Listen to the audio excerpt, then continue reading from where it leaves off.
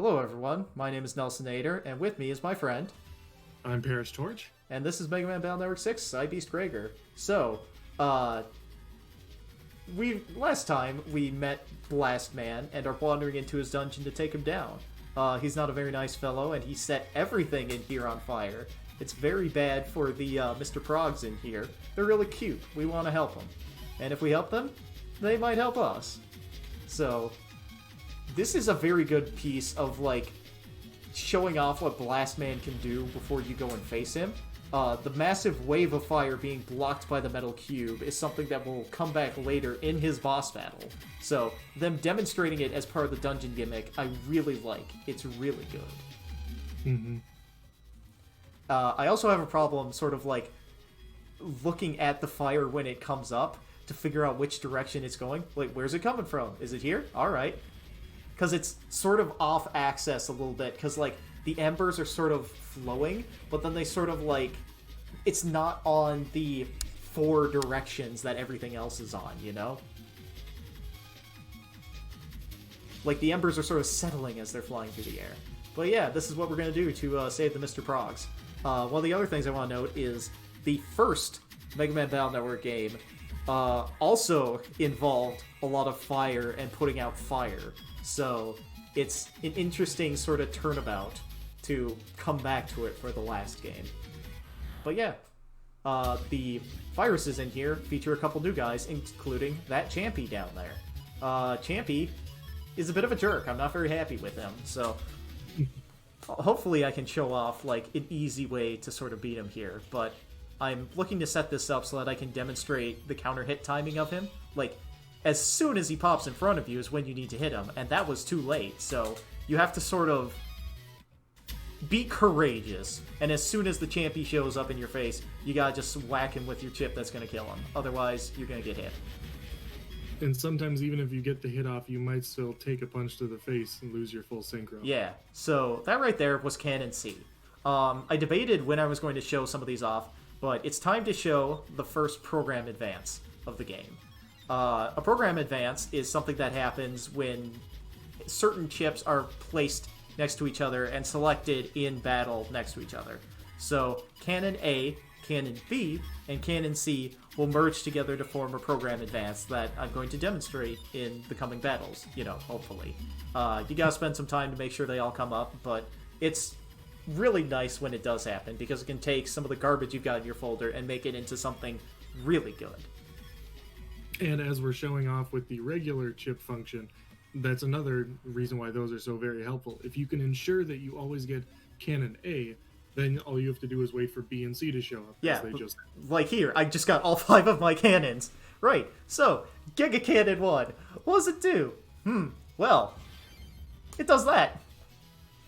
300 damage is absolutely immense for this point in the game, and will one-shot anything we're going to see for a very long time, so I'm very glad to get this here and now. It's basically, anytime I get it in a random virus encounter, it's an I win button. Also, there's an HP memory.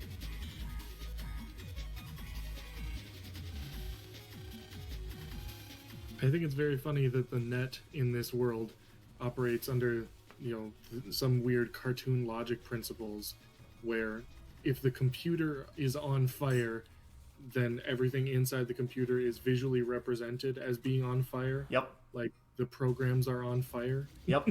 Like, in the first dungeon of any Mega Man Battle Network game sort of has real world and, what's the word I'm looking for here? Like, cyber world integration, where you have to do something in the real world to sort of change how things are working. What I was doing down there is just sort of attacking the cube to demonstrate that nothing I do even registers as damage. It will never break. It's just sort of invincible and there as an obstacle in the field. Unfortunately, though, the Metar's attacks can still go underneath it. Right. So you can sort of see the gimmick behind what the cube is going to do here, and they're just sort of present in random encounters here. The cube will make itself, like, oh, yeah, here, I was right behind the cube, and I was like, you know what? Let's demonstrate how much damage this does. So I just walk out right into the flames and take 10 damage. It's not that much. Metars do 10 damage, but at the same time, like, you're behind the cube. Just stay there. There are a couple points later on in the dungeon where they will sort of stretch the time you have between telegraphing the fire and getting behind the cube. So you might take a hit, but it's not terribly severe. Don't be terribly afraid of it. It's just sort of getting you used to the game as it is normal.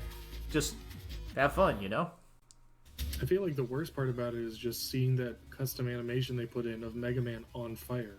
Ah! Yeah, because it only set his top on fire. Like, it didn't set his legs on fire or anything. So yeah, this is the machine gun chip. It hits 9 panels. It starts in the bottom row of whatever column the enemy is in, and then just traces up and down until that enemy is dead, and then it moves to a further back column. The machine gun chip, if the enemy's standing in the center, can rack up a lot of damage really quick, but other than that, it's like, it only does 30 damage, and you're stuck sitting there for a very long time. Also, look at that, I've mastered the champy timing to hit it even with the slow-moving cannon, even though, like, I grabbed the air shot and the attack plus 10 to be able to take it out quickly. Oops. Well, there's just something about becoming accustomed to the cannon's long time that I'm just so much more comfortable with it than the instant air shot.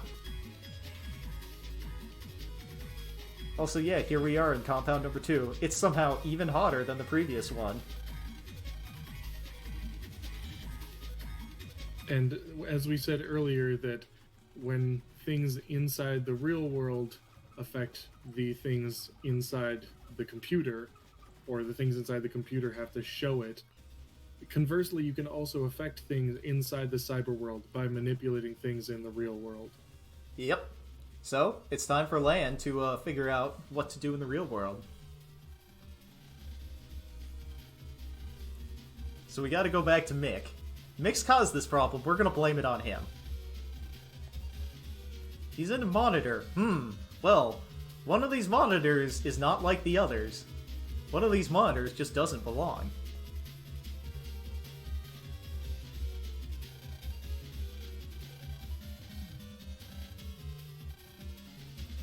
You look dangerous, so I just said, well. A very laissez-faire attitude towards this entire thing. Like, altogether, probably not the worst idea, considering that most normal Net Navis would absolutely get their butt handed to them by Blast Man. Oh, yeah. But even still, like, in some way, you're a babysitter, and this is how you're gonna, treat the baby you're sitting? Alright. And we get to see a little bit more of their relationship, where it finally comes full circle, where, yeah, Mick has a lot of trouble displaying his emotions for things, but when push comes to shove, he can be, a good kid. It's just, there's a lot of layers. Alright, we're back at it again in Robot Control Compound 2. Also, that big skull there is our hint that the boss is this way. If you want to save and prepare before any fight, that's the place to do it. They were added for this game, I think. Also, I discovered that talking to Mr. Programs and triggering this cutscene will turn off the fire that's about to hit you. That's very nice. Although it would have been very funny to see Mega Man start to talk to the Mr. Prog and then just get set on fire in this cutscene. Yeah, or just come out of it and just wham! Because that's what I really sort of expected to happen there, and then it just didn't. So yeah, the old stove is back, and it's got 80 HP. It's very tough.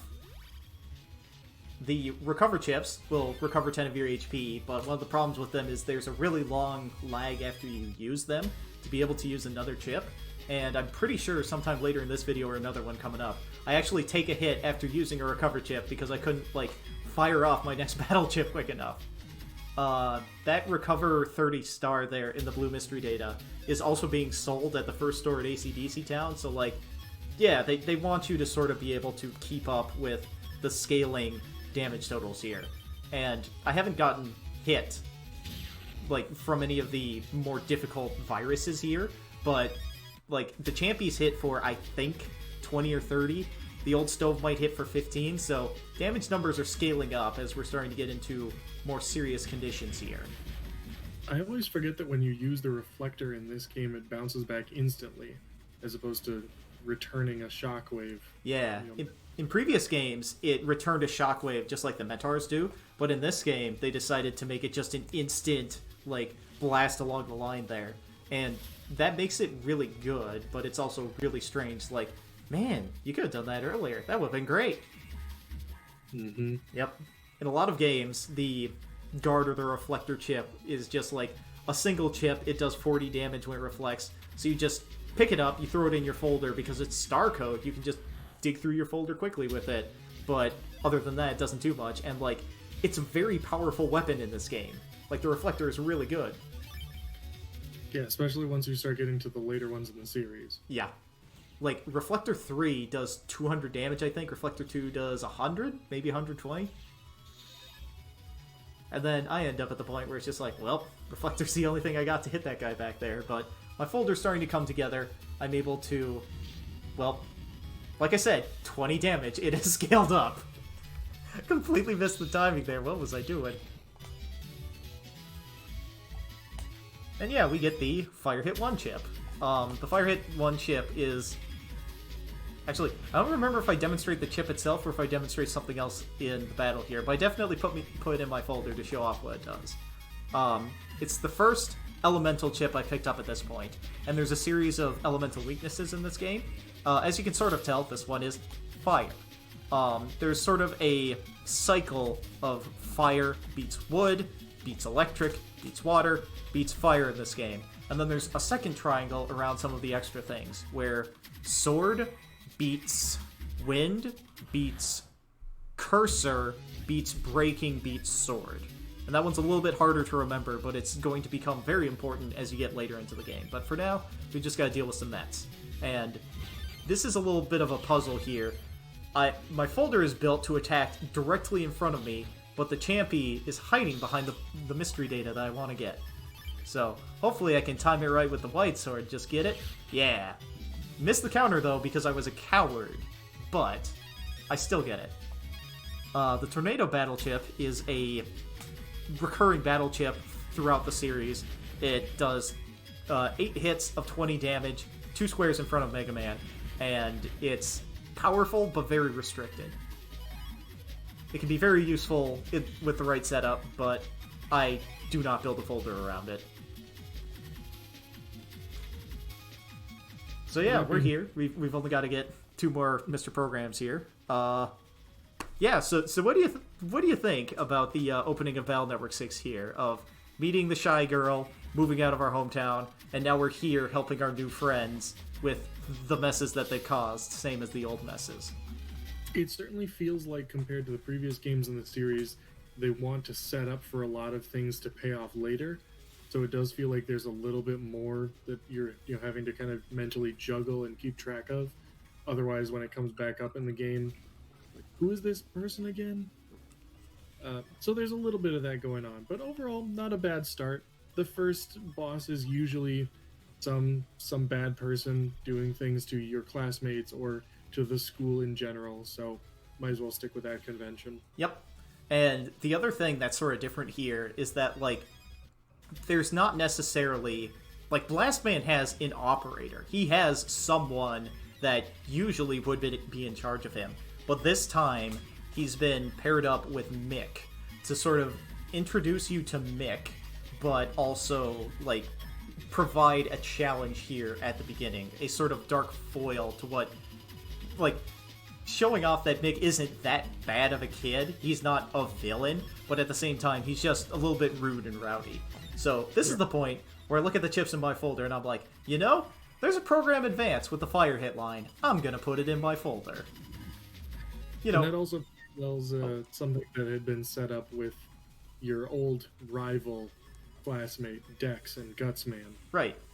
Gutsman being a long-time Mega Man series villain that they had poured over as a Net Navi. Yep, he showed up in the very first Mega Man game, and they brought him back for Mega Man Battle Network 1. And in the TV show, the Saturday morning one, he was a recurring villain with Cutman.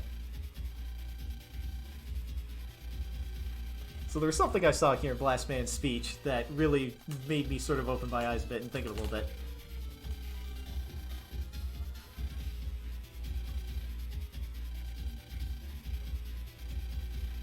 Oh, well, maybe not.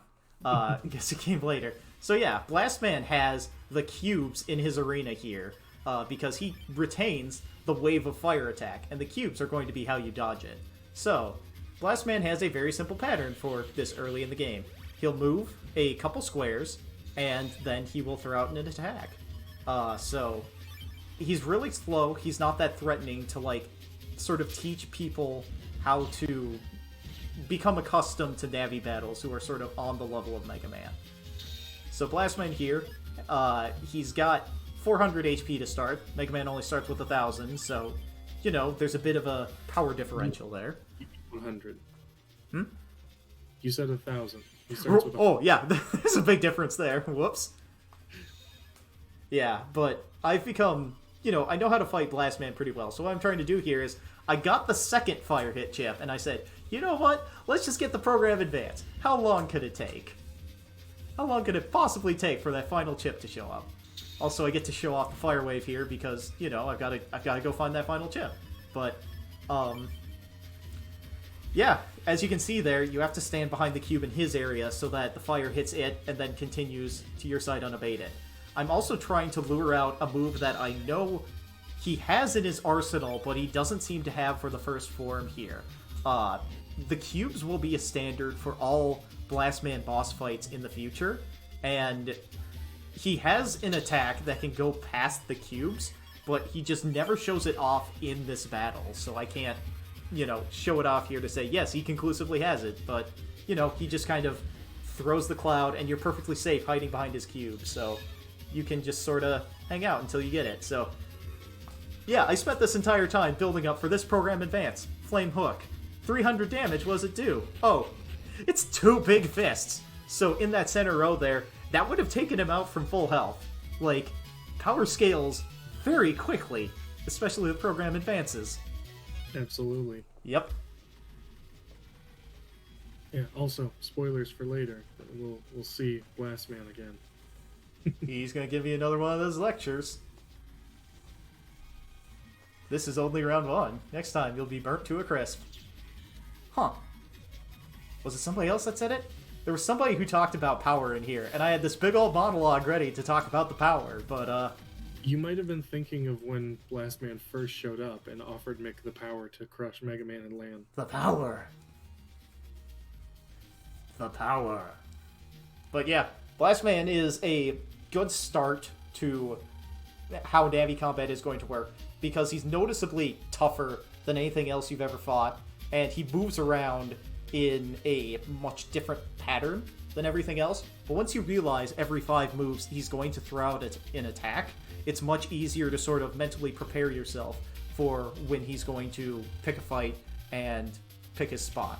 So once he does 4 moves, you just kind of stay in place and wait and see what he does, and you can react, hit him, get a counter hit, and you can just chain counter hits to make fights go quicker. So Mega Man Battle Network rewards timing, and Blastman is a good way to sort of show that off. If only I didn't, you know, hang out and wait for program advance. Also, that's another thing you can see here that definitely shows off the differences between Japanese and English-speaking cultures, is that until you've become very good friends or close with someone, you generally don't use their first name. Right. You refer to by their last name, in this case, Hikari-san. But obviously, when they translated that over, it just feels very odd for one of Lan's classmates to run up to him and refer to him as Mr. Hikari to an English audience. It's as close as they could have gotten, you know? Like, Absolutely. Like, Lan has showed himself to be really good at things, and this guy is very deferential, so he's just like, alright, Mr. Hikari. Dude, I'm just another kid, just call me Lan. No, Mr. Hikari. Or localization they could get, but yeah, it is funny because that's definitely not a big thing in English-speaking cultures or audiences. Yeah. Unless you've got some sort of nickname that you sort of intend to talk to somebody with. But yeah, Mick gave us some graffiti here. We've still got that bucket. We're never giving it back. That's just ours forever now. School's totally okay with us taking the bucket. But yeah, the graffiti is the hint for what we're going to do next episode. That door we saw in Central Area 2, the one that stopped people from going to that giant hole, yeah, Mick's the one who closed that off because he's a big jerk. Wow, who would have thought? But yeah, we saw a bit of it with his computer taking over the fire extinguishing system, but it appears that his Navi has, some really top-notch computer skills, whether you want to call it hacking or just being able to navigate and access various systems. So perhaps that explains how easily he was able to implant the viruses into the demo when Lan first showed up to class. Yeah, Mick's Navi is like really competent, and Mick seems to be the one that's like bringing the entire duo down. But that sort of makes sense for the rival here, who's all bluster and no substance. But yeah, I also have 4,000 Zenny, so instead of buying HP memories, I get an unlocker, because, oh boy, they're expensive. Also, here's Asterland, as Aster was talking about earlier, the guy that Paris talked about with the Hikari-sama. His parents run that chip shop, and he helps out, so eventually, when they finish remodeling, we'll be able to buy battle chips from them. Asterland is a stand-in for the previous shop that unfortunately is closed now. Higsby's. Higsby was a recurring character, is in every game except this one. They didn't bring him back for the finale. I don't know why. I wish they did. He's the best. I love Higsby. But yeah, our destination for next episode is set. Thank you for watching. I hope you all have a nice day. See ya.